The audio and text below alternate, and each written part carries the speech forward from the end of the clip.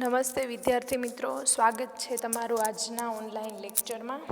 તો આજે આપણે ઝૂલોજી સેમેસ્ટર 6 એનું પેપર જે 602 છે એનો યુનિટ નંબર 2 અને એનો એક ટોપિક છે માઇગ્રેશન, જે શેમાં જોવા મળે છે? બર્ડ્સમાં આપણે એના જનરલ કેરેક્ટર્સ, ક્લાસિફિકેશન અને આર્કિયોપ્ટેરિક્સ જે એક ફોસાઇલ છે એના વિશે આપણે વિગતવાર ચર્ચા કરી હતી. તો આજના લેક્ચરમાં આપણે માઇગ્રેશન વિશે ચર્ચા કરશું, એટલે કે સ્થળાંતરણ વિશે. તો જોઈએ આપણે એની આઉટલાઇન વિશે કે કયા કયા ટોપિક છે જે આની અંદર ઇન્ક્લુડેડ છે. ઓકે, તો ફર્સ્ટ ટોપિક સબ ટોપિક છે definition of bird migration, second migration facts, migration flyways, why do birds migrate, and type of bird migration અને disadvantages of bird migration. Okay, તો આજના લેક્ચરમાં આપણે આ બધા ટોપિક કવર કરીશું. તો ફર્સ્ટ જોઈએ આપણે ડેફિનેશન ઓફ બર્ડ માઇગ્રેશન. કે the word migration has come from the Latin word migrer, which means going from one place to another. એટલે કે જે આ માઇગ્રેશન છે એ લેટિન વર્ડ માઇગ્રેટ પરથી ઉતરી આવ્યો છે, કે જેનો અર્થ થાય કે going from one place to another, કે એક સ્થળ પરથી બીજા સ્થળ પર જવું. ઓકે, નોર્મલી આપણે માઇગ્રેશનની ડેફિનેશન શું જોઈએ છીએ? કે જે પક્ષીઓ અથવા પ્રાણીઓ છે એક સ્થળેથી બીજા સ્થળે પ્રવાસ કરે અને ફરી પાછા પોતાના મૂળ સ્થળે અથવા સ્થાને પાછા ફરે તો તેને શું કહીએ છીએ? આપણે માઇગ્રેશન કહીએ, સ્થળાંતરણ કહેવામાં આવ્યું છે. Okay, according to L. Thompson, bird migration may be described as a changes of habitat periodically recurring and alternating in a direction which tend to secure optimum environment condition at all times. એટલે કે જોઈએ કે એક particular એની એક direction હોય છે અને એનું નેચરલ જે હેબિટાટ હોય છે એને શું કરવાનું હોય છે? ઓપ્ટિમમ કરવાનું હોય છે. એ as a natural condition, natural environment કન્ડિશનને ઓપ્ટિમમ કરવા માટે. ઓકે, મેઇનલી આપણે જોઈએ કે માઇગ્રેશન છે એ એક ચોક્કસ હેતુ માટે થતું હોય છે, જેમ કે ફૂડ છે, બ્રીડિંગ છે, કે જે તે પોતાના જે સ્થળ છે ત્યાં એના માટે ફેવરેબલ કન્ડિશન ત્યાં નથી, એટલા માટે એને માઇગ્રેશન કરવું પડે છે. ઓકે, તો આ બધા માઇગ્રેટરી બર્ડ છે એ શેના માટે માઇગ્રેશન કરે છે? કે ફૂડ અથવા બ્રીડિંગ માટે. ઓકે, તો એના ફેક્ટ જોઈએ છે, માઇગ્રેશનના ક્યાં ફેક્ટ્સ છે એમ.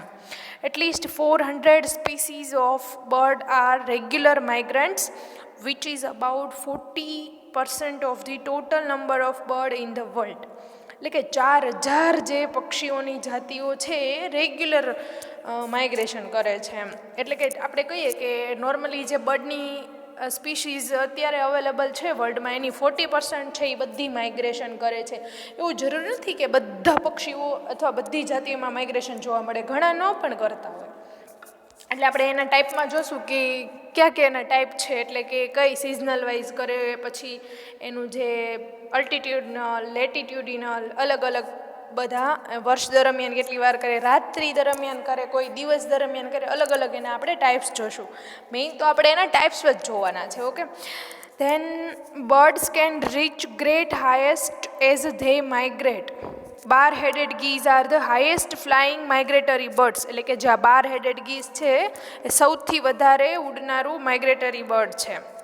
Reaching altitude of up to 5.5 miles above sea level while flying over the Himalayas in India. એટલે કે સમુદ્રની સપાટીથી 5.5 માઇલ ઊંચે સુધી ઉડી શકે છે. એટલે હિમાલયાના જે માઉન્ટેન છે એનીથી વધારે ઊંચાઈએ. સમજાણું? કે હિમાલયાના જે માઉન્ટેન છે એનાથી વધારે સી લેવલની 5.5 માઇલ સુધીની સપાટી એમ, એટલું દૂર સુધી એ ઉડી શકે છે. But the bird with the record for the highest altitude ever, the Ruppell's griffon vulture, which collided with planets 37,000 feet in 1975. કે જે આ ગ્રિફોન નામનું વલ્ચર હતું ને 37,000 ફીટ સુધી ઊંચે ઉડી શકતું હતું, કે જે આ ગીઝ છે એના કરતાં પણ આ વલ્ચર વધારે આટલું બધું ઊંચે સુધી ઉડી શકતું હતું. The award for fastest bird goes to the great snipe. It flies around 400,000 miles at speeds of up to 60 miles per hour, કે 60 માઇલ 1 કલાકમાં કાપી શકતું હતું. કયું હતું એ? ગ્રેટ સ્નાઇપ નામનું bird. The bar-tailed godwit can fly for nearly 7,000 miles without stopping, making it the bird with the longest record non-stop flight. એટલે કે 7,000 માઇલ સુધી નોન-સ્ટોપ, એટલે રૂઈકા વગરનું ઉડતું હતું. એ આ નોન-સ્ટોપ આ રેકોર્ડેડ થયેલો છે. Even bird that don't fly migrate, એટલે કે જે ઉડી નથી શકતા એ પણ માઇગ્રેશન કરે છે. કે આપણે બધા રેટિટી જોયા કે એ બધા કેવા છે? ફ્લાઇટલેટ્સ બર્ડ્સ છે, ઓસ્ટ્રિચ છે, ઈમુ છે, કીવી છે, બધા કેવા છે? ફ્લાઇટલેસ બર્ડ છે, એટલે કે ઉડી શકતા નથી, પણ તો પણ એ દોડીને માઇગ્રેશન કરે છે. Emus the large Australian birds often travel for miles on foot to find food, and many population of penguins migrate by swimming. કે ઘણા પેંગ્વિન પણ છે જે સ્વિમ કરીને શું કરે છે? માઇગ્રેશન કરે છે. હવે જોઈએ કે વાય ડુ બર્ડ્સ માઇગ્રેટ, એટલે કે પક્ષીઓ શા માટે માઇગ્રેશન કરે છે?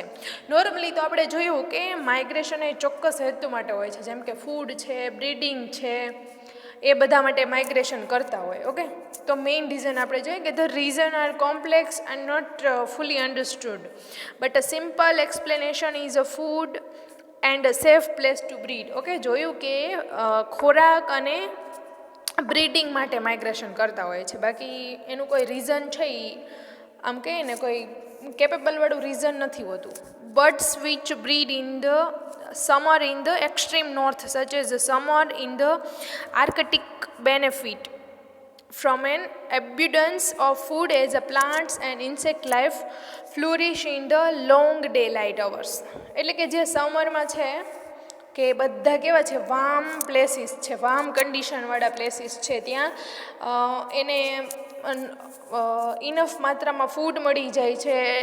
એટલે કોઈક બર્ડ્સ ઇન્સેક્ટિવોરા હોય તો એને ઇન્સેક્ટ મળી જાય છે, એટલે કે ત્યાં એનું કહેવાય ને સ્પેસિફિક સ્થળ અથવા પર્ટિક્યુલર એનું જે ફૂડ હેબિટેટ છે કે ત્યાં પછી એ બ્રીડિંગ પણ કરી શકે છે. એના માટેનું નેચરલ એનું જે કન્ડિશન હોય એવી બધી એ એન્વાયરમેન્ટ હોય છે એ પૂરી પાડતી હોય છે.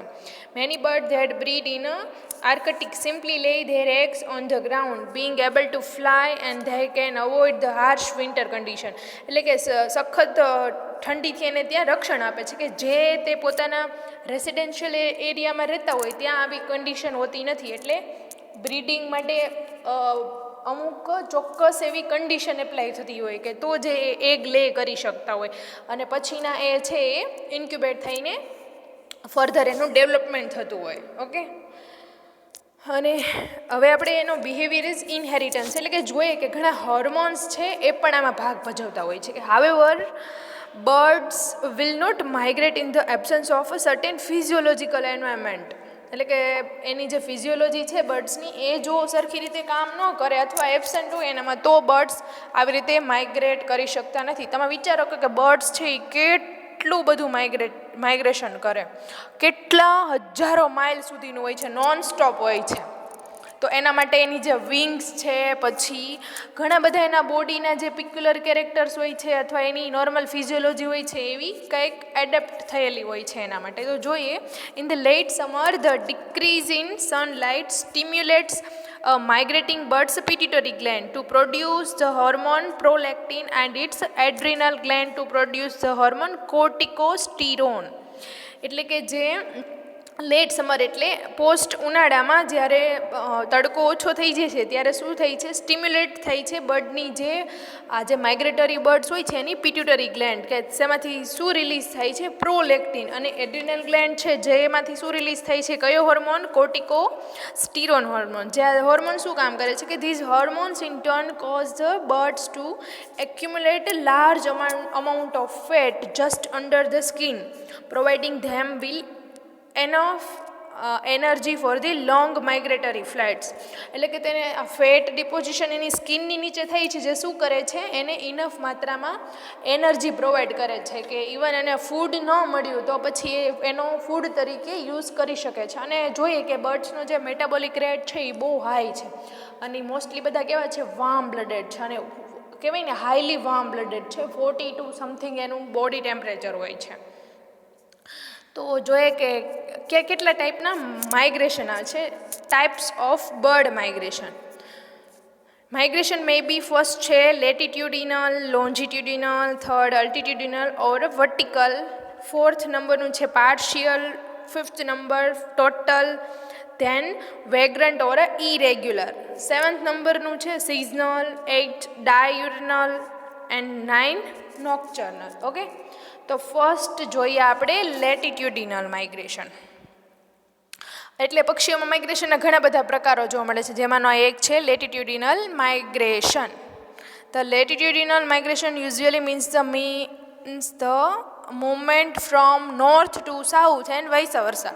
એટલે કે north to south and south to north.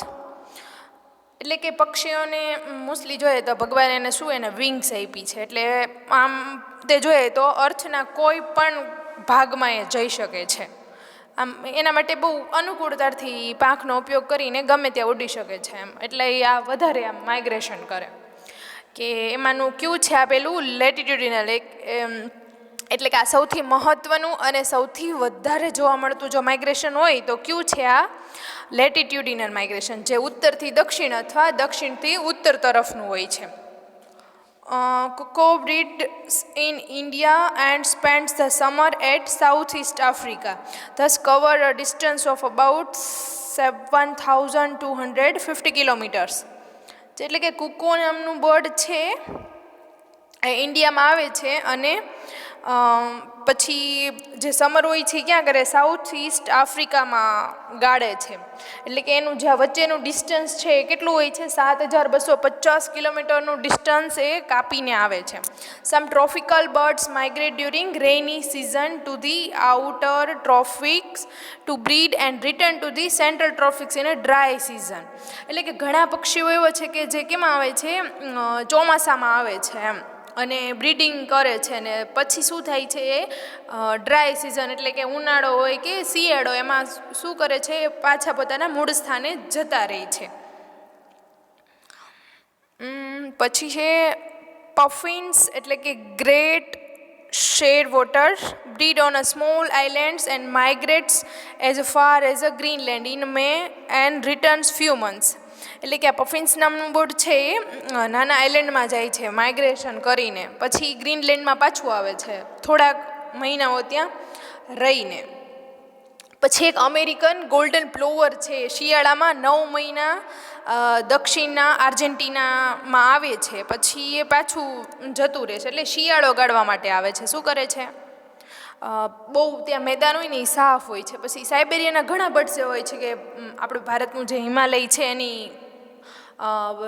મુલાકાત લે, અને પક્ષીઓનું જે માઇગ્રેશન હોય એ રિવર્સ એટલે કે દક્ષિણ ગોળાર્ધ તરફ ફરીથી થાય છે. એટલે કે દક્ષિણથી ઉત્તર ને ઉત્તરથી દક્ષિણ, એટલે રિવર્સ માઇગ્રેશન પણ એમાં જોવા મળે છે.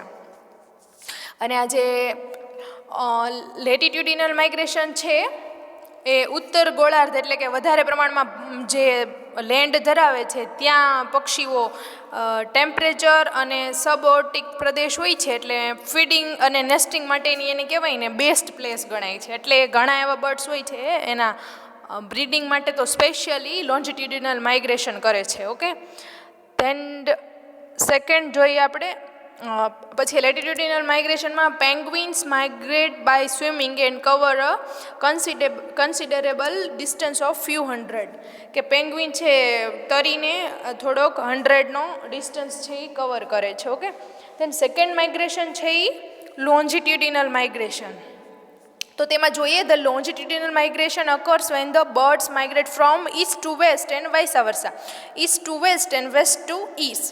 સ્ટાર્લિંગ એટલે કે જે સ્ટર્નસ વલ્ગારિસ છે એ resident of east Europe and west Asia migrate toward the Atlantic coast. California gull and resident and breed in Utah, migrate westward to winter in the Pacific coast.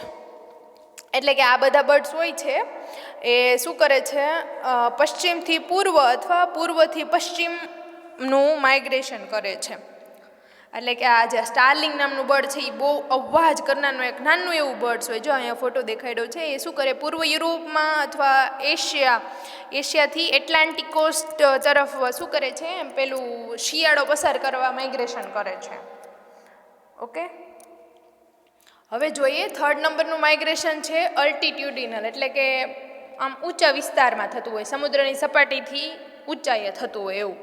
The altitude migration occur in mountainous regions. Many birds inhabiting the mountain peaks migrate to lowlands during winters.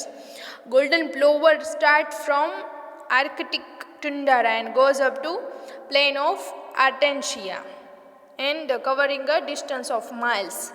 એટલે કે ઘણા પક્ષીઓ છે એ નિયમિત રીતે ઊંચા ઢોળાવ અને નીચા ઢોળાવમાં માઇગ્રેશન કરે. એ કેવું એને કહેવાય, અલ્ટિટ્યુડિનલ કહેવાય. અને તે વાતાવરણના ફેરફારો સાથે થાય છે કે જ્યાં હાઈ લેવલ ઉપર ઓક્સિજનની માત્રા પણ ઓછી હોય છે, પછી પ્રેશર પણ એમાં જળવાતું રહેતું હોય છે. એટલે કે એ બધા કેવા થયા, વાતાવરણના ફેરફાર સાથે થાય. અને આ પ્રકારનું માઇગ્રેશન હોય એ માઉન્ટેનમાં જ જોવા મળે છે કે પક્ષીઓ ઉનાળો માઉન્ટેન રિજિયનમાં પસાર કરે, પરંતુ શિયાળામાં તેઓ ક્યાં નીચેના પ્રદેશમાં પાછા ફરે છે. એટલે કે ઉપરથી નીચે, નીચેથી ઉપર તરફનું કહીએ ને તો પણ ચાલે, કારણ કે માઉન્ટેન રિજિયન ઊંચું હોય ને પછી એ મોસ્ટલી ઉનાળામાં ક્યાં રહે, માઉન્ટેનની ઉપર રહે, પછી શિયાળામાં પાછા એ નીચે આવતા રહે. આ પ્રકારનું માઇગ્રેશન માત્ર ઠંડા ઢોળાવથી વધારે રક્ષણાત્મક જે ખીણો આવેલો હોય ને એનો ટૂંકો પ્રવાસ, એટલે કે એલ્ટિટ્યુડિનલ અથવા વર્ટિકલ પણ આને કહેવાય. કેવું કહેવાય, વર્ટિકલ માઇગ્રેશન. એક ગ્રેબ્સ છે જે શું કરે, પાણીમાં ડૂબકી મારનારું પક્ષી હોય ને એમાં પણ આ બહુ આ માઇગ્રેશન જોવા મળે છે, વર્ટિકલ માઇગ્રેશન. ધેન જોઈએ આપણે partial migration. Only several member of group tech part in a migration. એટલે કે એક જ જાતિના જે પ્રાણી હોય એમાંથી થોડાક મેમ્બર જ માઇગ્રેશનમાં પાર્ટ લે છે, બીજા બધા માઇગ્રેશન કરતા નથી. સેમ સ્પીસીસના હોવા છતાં તો કેવું માઇગ્રેશન કહેવાય છે, પાર્શિયલ માઇગ્રેશન કહેવાય. મોસ્ટલી સમશીતોષ્ણ પ્રદેશ હોય ને એની ઘણી જાતિઓ આવી રીતનું માઇગ્રેશન કરે. અને આ ઉપરાંત આપણા જે રેસિડેન્શિયલ બર્ડ, એટલે કે સ્થાનિક પક્ષીઓ કે જે થોડા સમય માટે એક જ જાતિની સંખ્યામાં બહુ આમ કહેવાય ને આમ સ્ફોટક વધારો થઈ જાય ત્યારે આવું માઇગ્રેશન જોવા મળે છે. ઓકે, એટલે જોઈએ ને કે એ એક સિઝનમાં થોડાક પક્ષીઓ માઇગ્રેશન કરે, પછી નેક્સ્ટ સિઝનમાં પાછા બીજા, એટલે કે શિયાળા અને ઉનાળામાં સરખા પક્ષીઓ બે જોવા ન મળે, એમ થોડા થોડા અલગ અલગ. કે આ વખતે આ સિઝનમાં આ બર્ડ્સ હતું તો નેક્સ્ટ સિઝનમાં એ ન પણ હોય. ઓકે, કુટ્સ એન્ડ સ્પૂન બિલ, આ બે છે ને એ વધારે આ પાર્શિયલ માઇગ્રેશન કરતા જોવા મળે. પછી છે ટોટલ માઇગ્રેશન.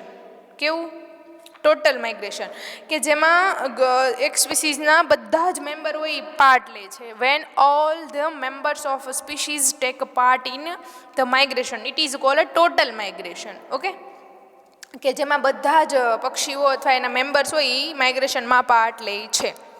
ધેન ફિફ્થ નંબરનું છે વેગ્રન્ટ ઓર ઇરેગ્યુલર માઇગ્રેશન. કે તો આમાં શું થઈ છે જોઈએ, when some of the birds disperse to a short or a long distance for a safety and a food, it is called vagrant or irregular migration.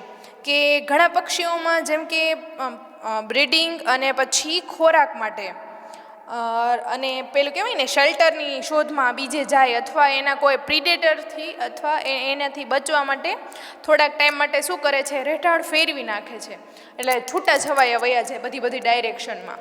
તો એને શું કહેવાય, એવું ઇરેગ્યુલર. એટલે કે એ મોસ્ટલી એવું રેગ્યુલર થતું નથી, એમ શેલ્ટરના કારણે, ફૂડના કારણે અથવા પ્રિડેટરના કારણે એ થોડાક દૂર વયા જાય છે, પછી પાછા રેગ્યુલર એના જે મેઇન સ્થળ હોય ત્યાં પાછા વયા આવે. તો આવા ઇરેગ્યુલર માઇગ્રેશન કેમાં જોવા મળે? એક તો હેરોન્સ છે, બ્લેક સ્ટ્રોક છે, ગ્લોસી આઇબીસ છે, સ્પોટેડ ઈગલ છે, બી ઈટર છે, બધામાં કયું માઇગ્રેશન જોવા મળે? ઇરેગ્યુલર અથવા વેગ્રન્ટ માઇગ્રેશન. ધેન પછી જોઈએ daily migration. Some birds make a daily journey from their nests by the influence of environmental factors such as the temperature, light and humidity. Okay, કે એમાં ડેઇલી માઇગ્રેશન જોવા મળે છે. તાપમાનના ફેરફારને કારણે, પછી પ્રકાશના અથવા ભેજનું પ્રમાણ કેવું છે એના કારણે. ઓકે, તો મોસ્ટલી આપણે જોઈએ જેટલા આપણા કાગડાઓ છે એ ઘણી ઓલામાં નથી જોવા મળતા, ઘણી સિઝનમાં નથી જોવા મળતા. પછી પાછા એક સાથે ઘણા બધા જોવા મળે છે.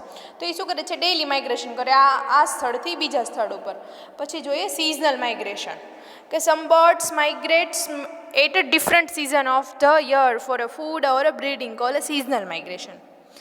કે ઘણા બર્ડ્સ હોય ને એ સિઝન પ્રમાણે માઇગ્રેશન કરે છે પોતાના ખોરાક અને રિપ્રોડક્શન માટે. કુકોઝ, સ્વિફ્ટ્સ, સ્વેલોઝ એક્સેટ્રા આ બધા કેવું કરે છે? સિઝનલ માઇગ્રેશન કરે. મેઇનલી જે કયા બર્ડ્સ છે એ કયું માઇગ્રેશન કરે છે સ્પેસિફાય કરવું જરૂરી છે. વધીમાં તો ભલે 1 થી 2 બર્ડ્સના જ નામ આવડે, પણ એ યાદ રાખજો. They migrate from the south to the north during summer. These birds are called summer visitor. કે ઘણા પક્ષીઓ છે એ શું કરે છે?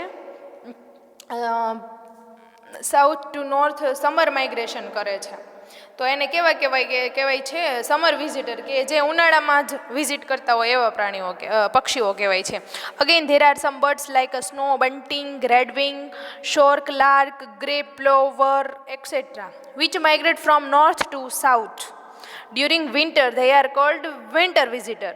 કે એ નોર્થ ટુ સાઉથ ક્યારે કરે છે? શિયાળામાં માઇગ્રેશન કરે છે. તો એને કેવા કહેવાય છે? વિન્ટર વિઝિટર કરે છે. અને પાછા એ પોતાના મૂળ સ્થાને પાછા વયા જાય છે. અને બ્રિટનમાં ઘણા એવા બર્ડ્સ હોય છે, આ બધા કીધા ને આપણે, કે કુકોઝ ને સ્વિફ્ટ ને સ્વેલોઝ, એ બધા કેવા છે? સમર વિઝિટર છે. કે તેઓ વસંત ઋતુ હોય ને ત્યારે દક્ષિણમાં પાછા પહોંચે, અને પાનખરમાં તેઓ દક્ષિણમાંથી પાછા વહી આવે. એમ કે ત્યાં વસંત ઋતુમાં પહોંચી જાય અને પાનખર આવવાની હોય ને ત્યાં સુધીમાં એ પોતાના મૂળ સ્થાને પાછા પહોંચી જાય છે. અને પછી જે આ વિન્ટર વિઝિટર છે તેઓ પાનખરમાં ઉત્તરમાંથી આવે છે અને શિયાળા દરમિયાન ત્યાં રહે, અને પાછા વસંત ઋતુ આવે ને ત્યાં સુધીમાં એ પોતાના મૂળ સ્થાને પાછા વયા જાય છે. ઓકે, તો આ હતું સિઝનલ માઇગ્રેશન.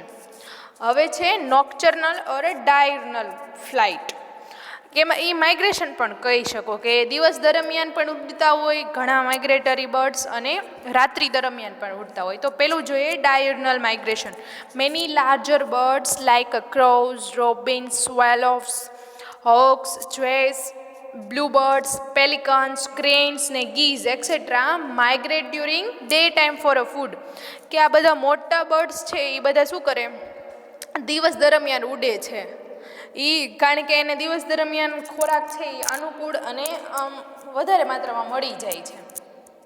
અને એ મોટા ભાગે છે ને દિવસે જે પક્ષી ઉડતા હોય ને કેવા હોય? ટોળામાં હોય છે. અને રાત્રે ઉડે એ બધા આમ કહેવાય ને એક સિંગલ પર્સન હોય છે, અથવા મેલ ફિમેલ સાથે હોય છે. પછી જોઈએ નોક્ચર્નલ માઇગ્રેશન, કે some small sized birds of passerine group like sparrows, warblers etcetera migrate in darkness called nocturnal birds. કે આ બધા બર્ડ્સ છે એ શું કરે છે? રાત્રે ઉડે છે, એ રાત્રે માઇગ્રેશન કરે છે. The darkness of night give them protection from there enemy. એટલે કે જે અંધારું હોય છે રાતનું એને તેના દુશ્મનો સામેથી રક્ષણ આપે છે, પ્રોટેક્શન આપે છે એના જે એનેમીઝ હોય. એટલે એ રાત્રે ઉડવાનું વધારે પ્રિફર કરતા હોય છે. હવે માઇગ્રેશન છે એના ડિસએડવાન્ટેજીસ ક્યાં છે એ જોઈએ. Many youngs are not able to reach the destination because they die during the course of the continuous and tiresome journey. એટલે કે ઘણા એવા નાના પક્ષીઓ હોય કે જેનો બહુ મેચ્યુરેશન ન થયેલું હોય, ડેવલપમેન્ટ ન થયેલું હોય, એ શું થાય છે? આ બહુ કન્ટિન્યુઅસ એને સતત ઉડવાનું હોય છે, એટલે એના વિંગ્સ છે અથવા એના ફેટ બહુ ડિપોઝિશન એટલું બધું ના થયું હોય તો શું થાય છે? મરી જાય છે. Sudden changes in the climate such as storm and hurricanes, strong current of wind, fog are the causes for a death of migratory birds. એટલે કે વાતાવરણમાં આમ કહેવાય ને તરત જ ફેરફાર થઈ જાય, એટલે ક્લાઇમેટ ચેન્જ થઈ જાય તો શું આવે છે? વાવાઝોડું, પછી એની હવામાં પણ એટલો ફેરફાર થઈ જાય છે, ક્યારેક વધી જાય છે, તો તે પણ બર્ડ્સનું ડેથ થઈ જાય છે, migratory બર્ડ્સનું. Sometimes man-made high tours and light houses cause the death of migratory birds. એટલે કે માનવ પ્રેરિત જે લાઇટ હાઉસ છે એના કારણે પણ બર્ડ્સના મૃત્યુ થતા જોવા મળ્યા છે. Men themselves are responsible for the death of the migrants અથવા migratory birds. They shoot at these poor birds just for their own leisure and amusement. એટલે કે પોતાના એન્જોયમેન્ટ માટે એનો શિકાર કરી લે છે આ માઇગ્રેટરી બર્ડ્સનો. ઓકે, અને માઇગ્રેટરી બર્ડ્સ હોય છે એ બધા કેવા હોય છે, બહુ જાજુ માઇલ્સનું અંતર કાપે છે. અમુક પક્ષીઓ કેવા હોય છે કે કંપનીમાં અથવા સેપરેટ અથવા ગ્રુપમાં ટ્રાવેલિંગ કરે, એટલે માઇગ્રેશન કરે. અને જ્યારે ઘણા હોય મેલ ફિમેલ અલગ અલગ માઇગ્રેશન કરતા હોય કે એને જ્યાં પહોંચવાનો ડેસ્ટિનેશન પ્લેસ હોય ત્યાં શું કરે, પહેલાં મેલ પહોંચી જાય અથવા પહેલાં ફિમેલ બર્ડ પહોંચી જાય છે એમ એના નેસ્ટ પાસે. પછી માઇગ્રેટરી બર્ડ્સનો જે પ્રવાસ કરવાનું અંતર હોય છે એ પક્ષીઓની સ્પીસીઝ અને એ કયા સ્થાન પર જાય છે એના ઉપર પણ આધાર રાખે છે. એ પ્રમાણે પણ માઇગ્રેશન કરી શકે છે. લાંબા અંતર કાપે જે માઇગ્રેટરી બર્ડ્સ હોય એ બધા વધારે કેટલા 11,000થી વધારે માઇલ્સનું અંતર કાપી અને આટલા બધા પહોંચે છે. તો એના જે વિંગ્સ છે એમાં કેટલું મોડિફિકેશન હશે અને એનામાં ફેટ ડિપોઝિશન છે અને ઘણી ફિઝિયોલોજીકલ એવી બધા ચેન્જીસ પણ થયેલા હોય છે. કેટલાક પક્ષીઓ પૃથ્વીની ખૂબ નજીક રીતે પણ ઉડતા હોય છે. જ્યારે મોટાભાગના પક્ષીઓ હોય ને પૃથ્વીથી 2,000 થી 3,000 ફૂટનું અંતર રહીને પણ ઉડતા હોય. કેટલાક જમીન ઉપર પક્ષીઓ એ તે રાત દરમિયાન દિવસ દરમિયાન બેની કમ્પેરિઝન કરીએ ને રાત અને દિવસની, તો એ રાતમાં વધારે અંતર કાપી શકતા હોય, કારણ કે એનું જે વિઝન હોય ને એ નાઇટ વિઝન બહુ શાર્પ હોય છે. અને આટલું હિમાલયાસથી પણ ઊંચા ઉડતા હોય તો વિચારો તમે એને ફ્લાઇંગ કેપેસિટી કેટલી જોરદારની હશે. અને રાત ને દિવસ દરમિયાન નોન સ્ટોપ સરેરાશ કહીને એવરેજ 500 માઇલનું તો અંતર કવર કરી શકે. અને 5થી આમ આપણે નોર્મલી એટલું માઇલનું ગણીએ તો 5 થી 6 કલાક સુધી એ કન્ટિન્યુઅસ ટ્રાવેલ કરે. એમાં તો એક ગોલ્ડન પ્લોવર નામનું પક્ષી હતું ને એ સૌથી લાંબા અંતર સુધી ઉડવા માટેનો વર્લ્ડ રેકોર્ડ એનો રેકોર્ડ થયેલો છે. ઓકે, તો આ હતું આપણું માઇગ્રેશન છે. શેમાં જોવા મળે છે? બર્ડ્સમાં. તેના ટાઈપ બધા છે એ લખવાના છે અને કયું બર્ડ કયું માઇગ્રેશન કરે છે એ પણ સ્પેસિફાય કરવાનું છે. તો અહીંયા આપણો આજનો ટોપિક ફિનિશ થાય છે.